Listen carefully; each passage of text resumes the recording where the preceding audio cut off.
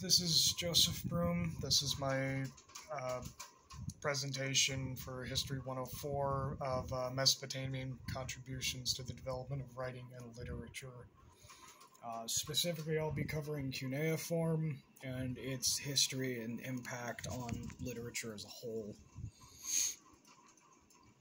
So, a method of practical record keeping.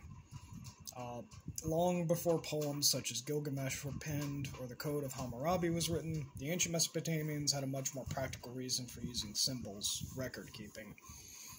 Even in their height, the civilizations of ancient Mesopotamia were largely agrarian. In essence, they were farming societies, not too dissimilar from the San Joaquin Valley, actually. Before developing cuneiform, they used simple symbols and ceramic tokens to represent numbers and concepts, such as the number of livestock from a purchase, like a receipt. This here is a picture of an example of the cuneiform alphabet. As you can see, cuneiform. One of the earliest known forms of writing, cuneiform was invented in modern-day Iraq, around 6,000 years ago. The method of writing was originally introduced as a way of keeping track of stocks of produce and animals, as well as regulating transactions, although it would later be used for much more elaborate concepts. The development of cuneiform.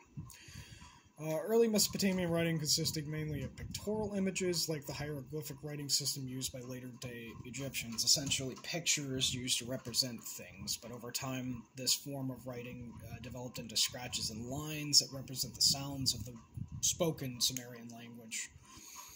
Around 2900 BC is the earliest example of reed styluses being used to etch these characters onto impressed clay tablets for the purpose of record-keeping. The legacy of cuneiform. In around 2340 BC, Sumer fell to the forces of Sargon of Akkad and basically became part of the Akkadian Empire. Cuneiform had become used for a few years up until that point to write Akkadian as well as Sumerian around that time. It would be adopted by the Akkadian Empire, and it would eventually grow to be used as an alphabet for up to 15 more languages, including Old Persian, Elamite, and eventually Babylonian, the latter of whom would write the Epic of Gilgamesh, as well as the Code of Hammurabi, which I'll cover in a minute. Code of Hammurabi. This is an example of the actual tablet, the pillar that was sort of erected that covered all 282 of Hammurabi's law codes, which was displayed publicly. They were laid down by Hammurabi. There were 282 of them. They were displayed publicly for public view. The codes covered a wide range of issues and concerns.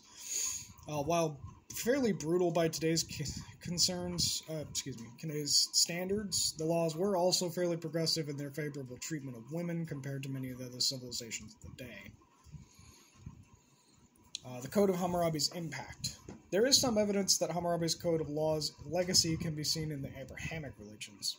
Some of the Ten Commandments, for example, given to Moses, bear great resemblance to Hammurabi's laws.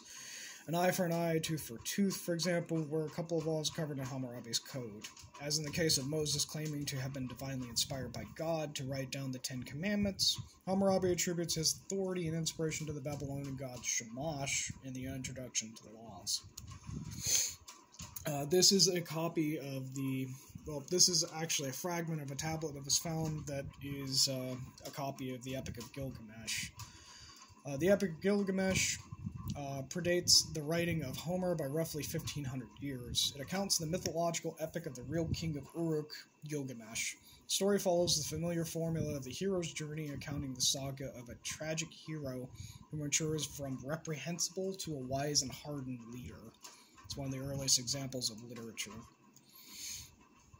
Conclusion. While originally developed as a form of simple record-keeping to manage agrarian transactions, cuneiform would eventually develop into a complex system of writing used by many different civilizations. Many of these civilizations, such as the Babylonians, would use it to pen great works of art, such as the Epic of Gilgamesh or Hammurabi's Code of Laws. This level of literacy would not be seen again for many centuries. And these are my sources.